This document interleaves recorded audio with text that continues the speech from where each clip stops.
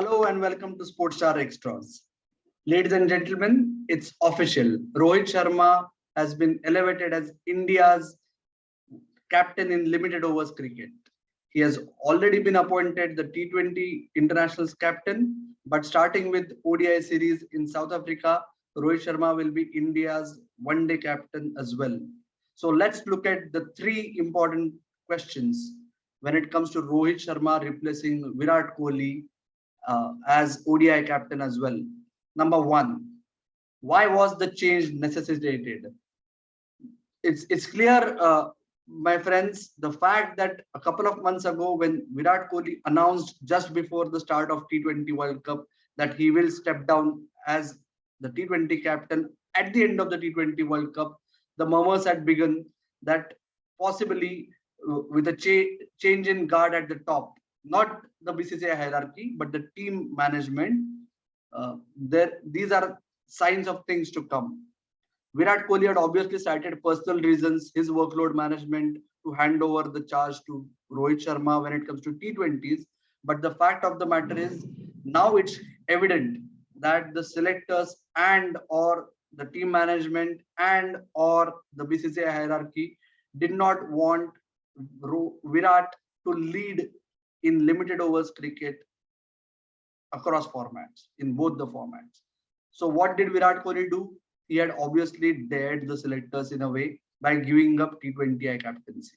Now that the selectors have responded, obviously with the blessings of the BCCI hierarchy, the fact of the matter is we know that Rohit Sharma has been put in charge of the ODI team, and the suspense over who will be India's captain in the next two World Cups. Yes, we have a T20 World Cup at the end of 2022, followed by the ODI World Cup in India at the start of 2023.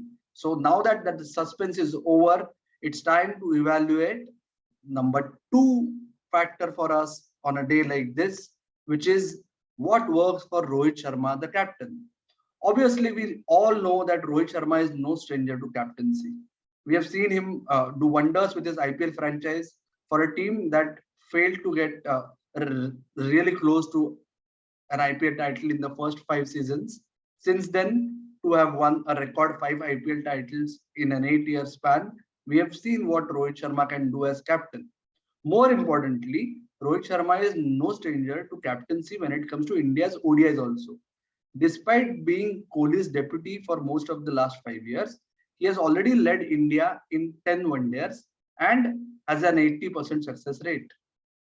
So he's quite accustomed to this role. That's what I'm trying to say. More importantly, having spoken to a lot of players who have played with and under Rohit Sharma, I can tell you that the players feel that Rohit Sharma is actually a player's captain. What does that mean? Everyone uses these phrases, right? So some of the players have been telling me and some of my colleagues at Sportstar and the Hindu is that one of the biggest aspects of Rohit Sharma's captaincy is he does not shy away from seeking help. If he feels he wants some sort of an input, be it in a game or off the field, he would walk up to any player of the squad, which is not something that all captains are comfortable with. So that works in Rohit's favor. More importantly, he gives you the freedom. Again, he gives you the freedom, he backs you, is the phrase that we all keep hearing. It's sort of a cliche, but what does it mean? Some of the bowlers that have worked with him keep telling us that at times, even if you are being hit for runs, he would not butt in. If he's sure that a bowler is sticking to his plan, he would not unnecessarily try and break a bowler's rhythm.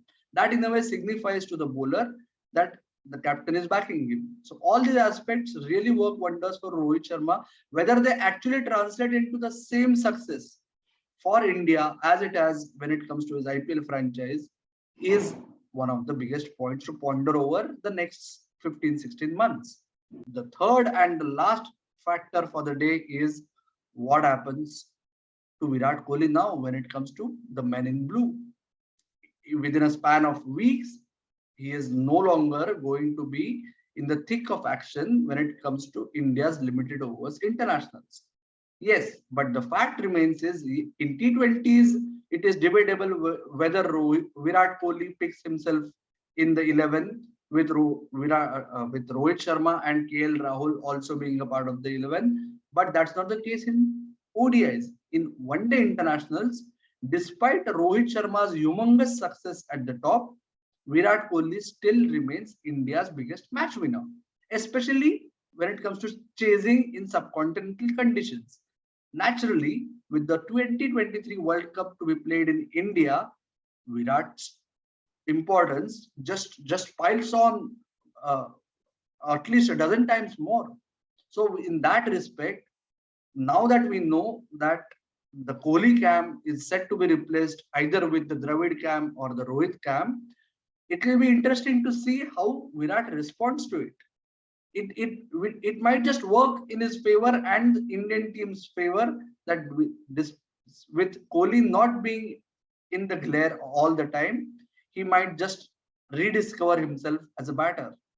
Don't forget that it's been 2 years since Virat Kohli has scored 100 in any competitive cricket. If he can actually regain his mojo and come good as a batter, if not in T20Is, at least in ODIs, that will be the biggest contribution for the Indian cricket team in the next 15 months. And whether he can do it or not, we at Sportstar will always be around to feed you all the latest in the world of sport. So keep coming back. See you for now.